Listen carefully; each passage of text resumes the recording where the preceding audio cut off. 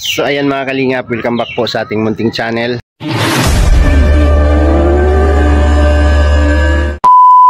Dito po sa Alex Librada Vlogs. Isang mapagpalang araw po sa ating lahat mga kalingap, umaga, gabi, hapon sa lahat, no, sa buong sulok ng mundo.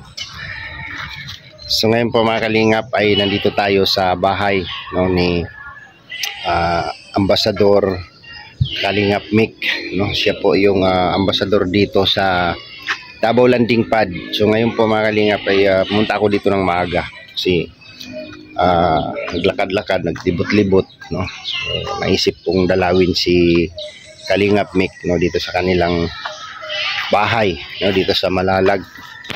So ito po yung area nila, napakaganda, napakalilim, no?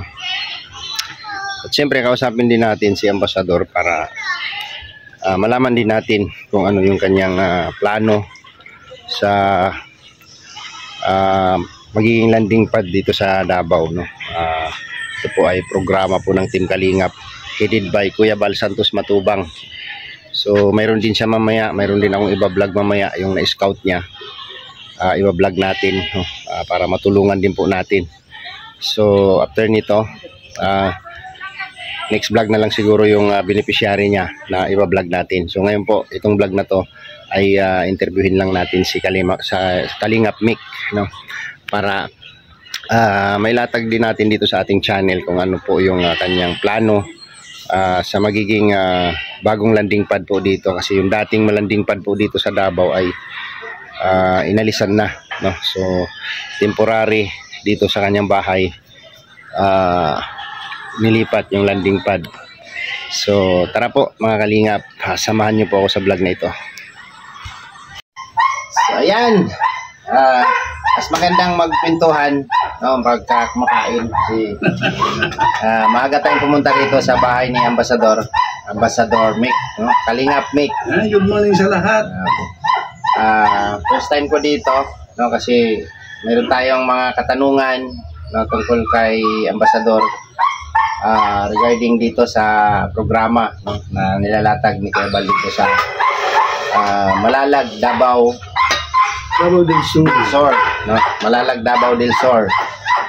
So si Kalingap Mick po yung sabaan ni Kawaw. Ayan, tawag ko na siguro yun para hindi na magiging pamak din na. Hindi man gulat lang ba? So yun, yun nga, no, dito maaga tayong pumunta dito sa bahay kasi temporary pansamantalang nilipat yung landing pad dito sa bahay mismo ni Kalingap Mick, no? So yung dating landing pad, mamaya tanungin natin si Kalingap Mick dyan regarding dyan. Okay na yan, si sabaw na buto-buto ng bata. Kain tayo mga kalingap. So bago tayo kumain, siyempre pray muna tayo. Lord, maraming salamat po Lord sa grasya na inihanda po ni Kuya Mick dito po sa aming harapan, no? Bless niyo po ito Lord na magsilbi kalakasan sa aming pangangatawan sa araw-araw. Salamat din po Lord sa magandang pangangatawan at safety na binibigay niyo po, pinagkaloob niyo sa amin sa araw-araw namin na lakad, sa araw-araw namin na mission. Lahat na ito ay aming hinihiling in Jesus name, Amen. Amen. Kain tayo. Kain tayo mga kalingap. Kasi masarap yung ano.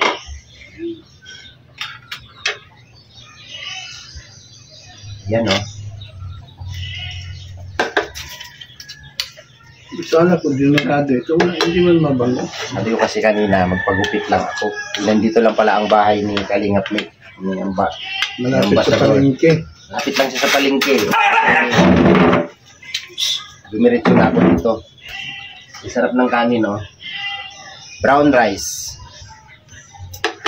Kung sa ano pa to, dinurado. No, dinurado. Tapos magsabaw ka ng nilagang baka. Ayun, ito yung Buto-buto. may nagsito din. Nilagang buto-buto.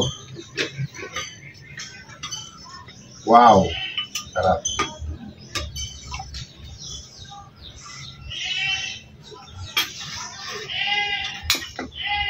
Ito kasi pag ito yung bibilin mo, kuya, dapat ang target mo ulam pananghalian. Kung target mo almusal, gabi pa lang, isalang mo na. Yun. Sa uling. Akala Sarap ko, sa uling. akala ko matagal pa. Diba? Hindi naman inasahan na Makapunta ka rito. mapatpad tayo dito. Sarap ng sabaw. Sabaw pa lang ulam na.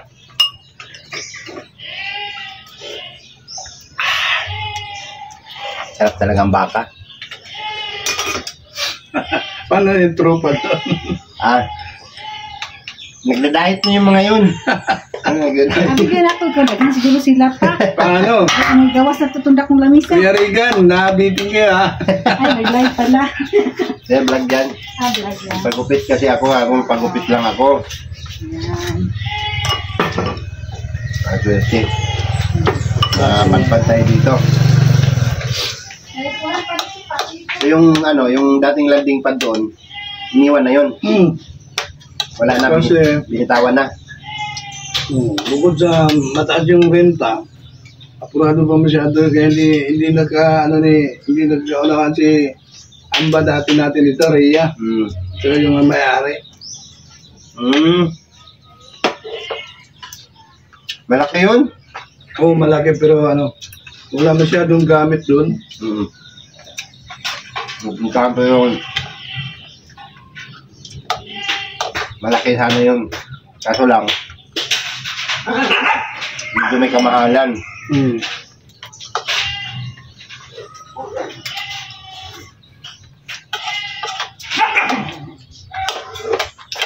Kain tayo mga kalingap. Ayun. Maglaga tayo ng baka. Pero hindi pa masyadong kasi. Bago na ito, nilaga.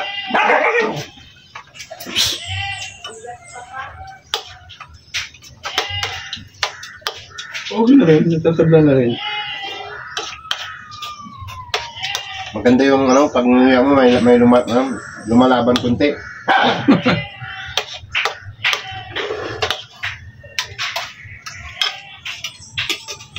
So, dito pala pansamantala yung yung landing pad mo. Dito habang naghahanap pa tayo. Dito kasi sa Malalag, mahirap maglapin yung mga ganyan, buong bahay. Yung yung Nagrenta ka ng buong bahay. Kalimitan nito, yung mga bahay natin tinatayo dito. May nakatira yung may-ari doon sa taas, ganyan. Kaya kung ka dito, total naman tayo nang nalipa dito. Pwede magpagawa na lang at mayroon naman tayong area dyan ni Mrs. na piling lagyan ng landing pad. yung purpose na para hindi na magrenta, no? So, mas malaki ang gastos. Hindi man natin alam hanggang kailan. Magsasahan lang ang magkabiglang stop. Yun lang. Pag wala nang yung lilipat ay katayuan, hindi na tayo magbabayad ng renta. Hindi na magrerenta. So yun, meron kasing in-offer si ambassador o yung deputy niya, yung mag-partner na to, na area na pwedeng tayuan ng landing pad. Baka sakaling okay kay Kuya Bal, yung ganon, tayuan lang siya ng simpleng simpleng landing pad lang, yung may matulugan lang, no? May mapuntahan talaga.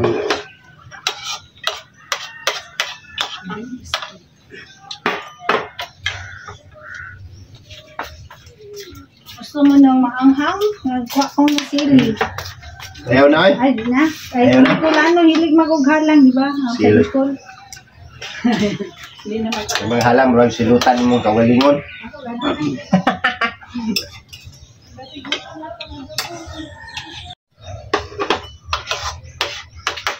Ayun po, napakaganang kumain. Sarap.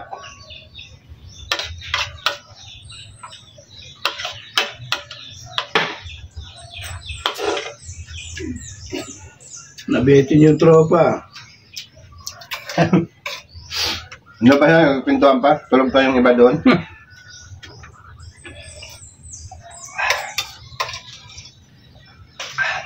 Sarap.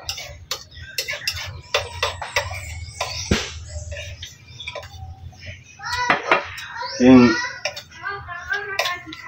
pagiging ambasador. No? Hindi rin basta-basta, di ba?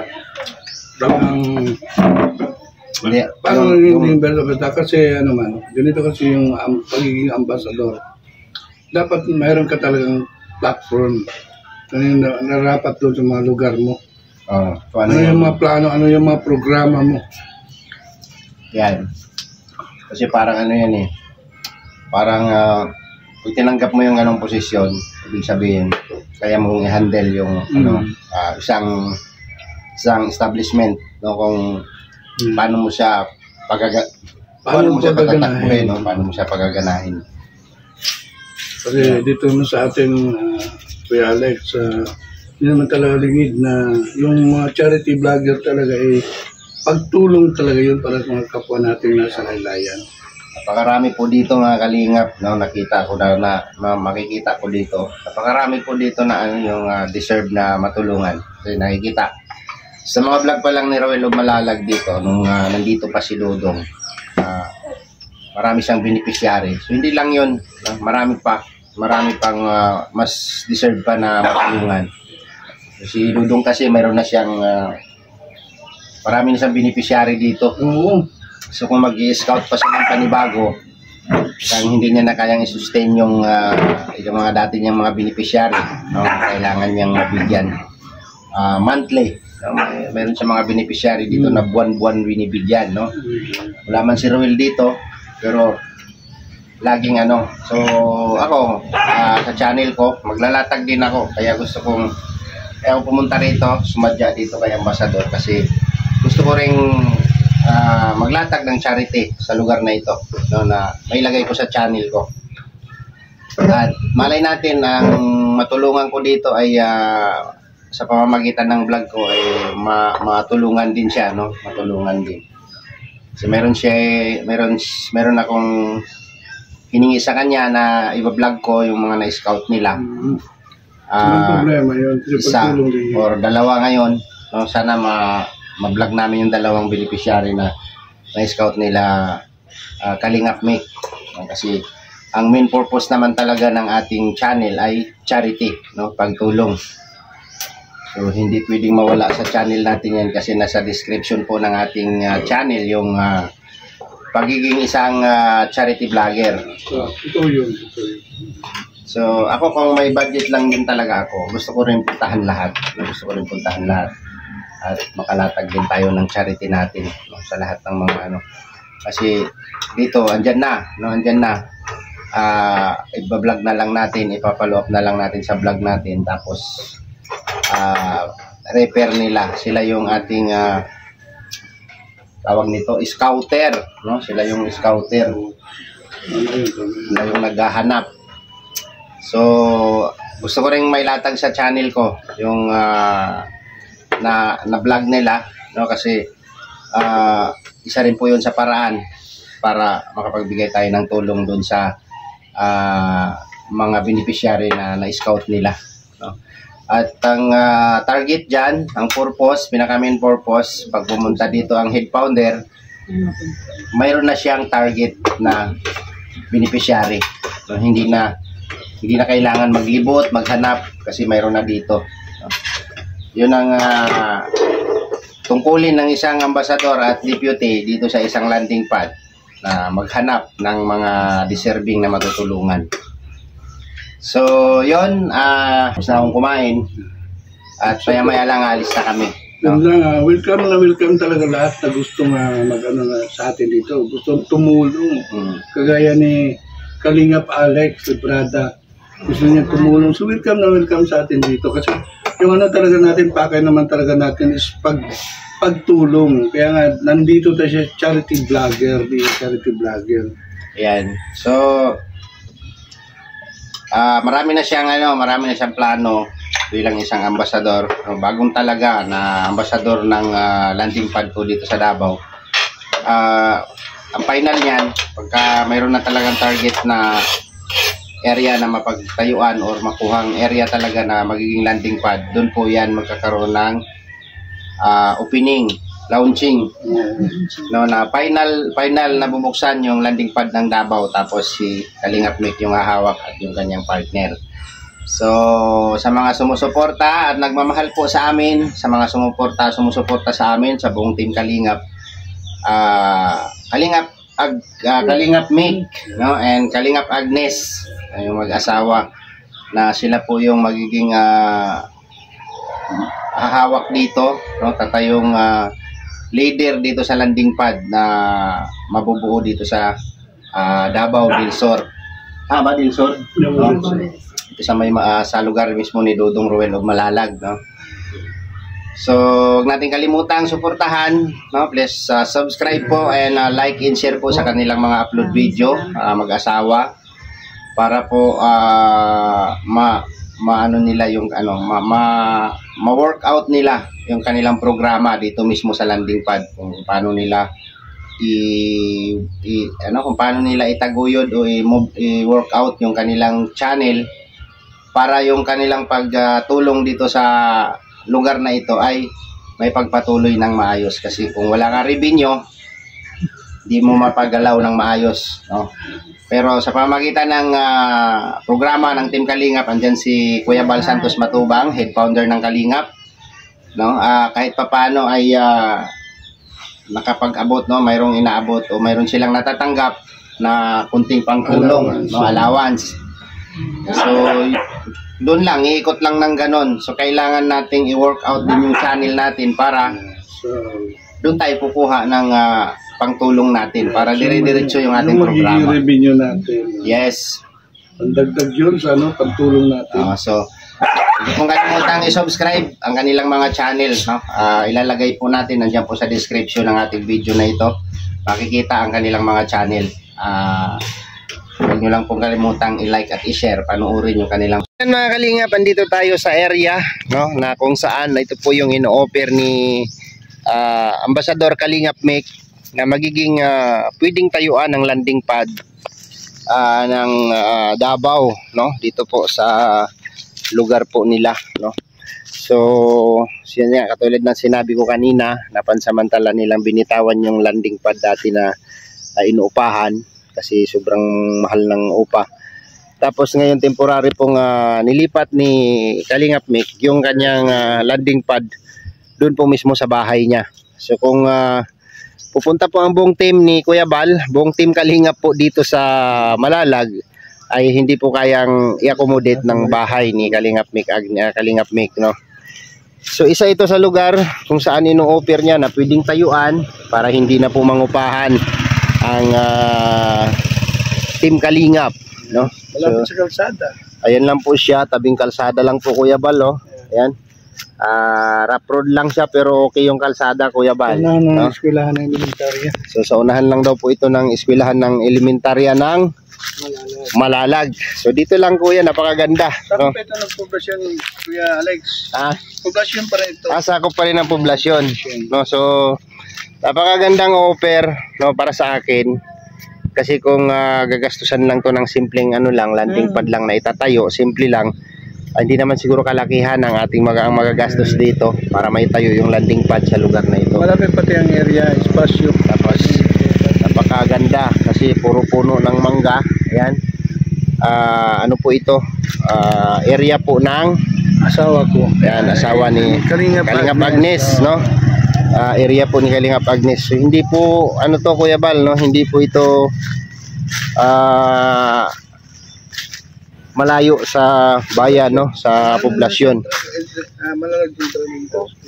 So napakaganda dito. Ayan, no, tabing kalsada at napakaganda ng area kung matayuan lang ito ng simpleng no, simpleng landing pad lang muna. So yun, ito magandang offer ni Ambassador Kalingap Mick, Kuya Bal, kasi sa kanila na tong area, pag natayuan, hindi na tayo mangupahan, hindi na tayo magbabayad ng upa. So malaking malaking bagay, no, para sa programa po ni Kuya Bal Santos Matubang. No, yung mga landing pad, yung lahat ng landing pad mo mga Kalingap ay inuupahan po yan, no, binabayaran po, nirerentahan. So ito magandang offer ni Ambassador Kalingap Mick dahil area po ng asawa niya ito. So ino-offer nila ng libre. Matayuan lang ng landing pad. Hindi na tayo magbabayad ng renta. So ayan, maraming salamat. Yes. Ambassador Kalingap Mick, no? Maraming salamat sa iyo. Sana mapanood to ni Kuya Bal. At malay natin maaprubahan, no? Or may tutulong na may tayo yung simpleng landing pad lang dito. Yes. So thank you po sa inyo. Sakop pa ito ng poblasyon, hindi ito kalayuan ng poblasyon. Ito ay sakop pa po ng poblasyon Malala. So thank you sa iyo. Welcome. Sa napakaganda mong programa, napakagandang platform mo bilang isang ambasador, no? Mamumuno mamumuno sa isang landing pad po ng Team Kalingap. So thank you po sa inyo lahat. Hanggang dito na lang yung video natin. Maraming salamat po sa inyong lahat, sa mga nagmamahal sa atin. Thank you so much. So huwag mong kalimutang i-subscribe. Yes, paki-support po sa aming channel, Kalingap Mick at Kalingap Agnes. Yan, yung mag-asawa po, no? Ambassador and Deputy po dito po sa magiging landing pad po sa Malalag, Davao del Sur. So, siyempre ang inyong abang lingkod, mga Kalingap, huwag niyo pong kalimutan i-like at i-share ang ating video at suportahan din po natin, no? Patuloy natin suportahan ang head founder ng Kalingap na si Kuya Bal Santos Matubang and Kalingap Rob. Bye-bye po mga Kalingap, God bless at ingat tayong lahat saan mang sulok tayo ng mundo.